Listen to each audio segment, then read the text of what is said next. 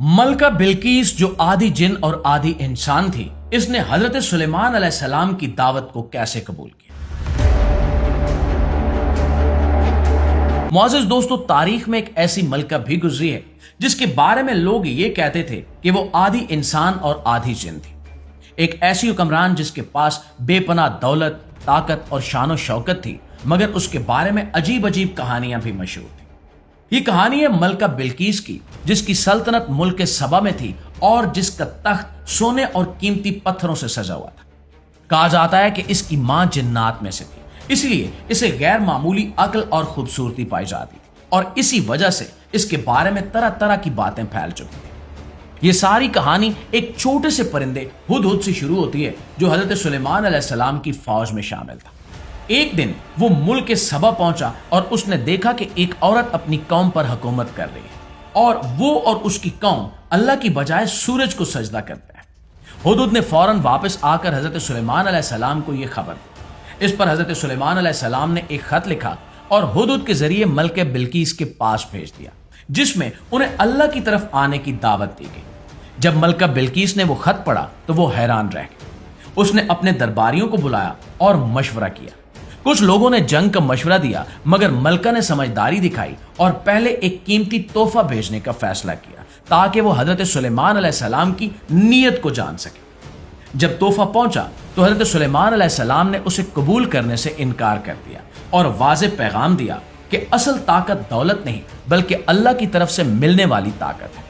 یہ سن کر ملکہ کے دل میں خوف اور تجسس پیدا ہوا اور اس نے خود جا کر حقیقت دیکھنے کا فیصلہ کیا۔ جب وہ حضرت سلیمان علیہ السلام کے دربار میں پہنچی تو اس نے ایک ایسی سلطنت دیکھی جو عام انسانوں کی نہیں تھی۔ وہاں انسانوں کے ساتھ جنات اور جانور بھی حکم مان رہے تھے، اور یہی منظر دیکھ کر لوگوں کی وہ باتیں اور بھی مضبوط ہونے لگی کہ شاید ملکہ خود بھی جنات سے تعلق رکھتی ہے۔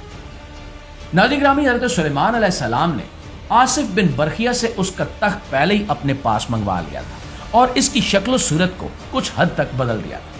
جب ملکہ نے اسے دیکھا تو وہ حیران رہ گئی، اور پھر اسے ایک ایسے محل میں لے جایا گیا جس کا فرش شیشے کا تھا اور نیچے پانی بہ رہا تھا۔ جب وہ اس پر چلی تو اسے لگا کہ پانی ہے، اور اس نے اپنے کپڑے سمیٹ لیے، اور اسی لمحے اس کے بارے میں پھیلی ہوئی کہانیوں کی حقیقت بھی واضح ہونے لگی کہ وہ مکمل انسان ہے، کوئی جن نہیں ہے۔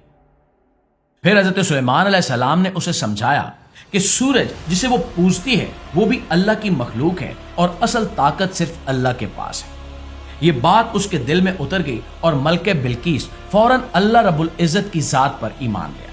اس کے ساتھ ہی اس کی قوم نے بھی سچ کو مان لیا، اور یوں ایک پوری قوم ہدایت کی طرف آ گئی۔ دوستو، ملکہ بلقیس کے بارے میں یہ بھی کہا جاتا تھا کہ وہ آدھی جن ہے، مگر حقیقت میں وہ ایک سمجھدار اور عقل مند انسان۔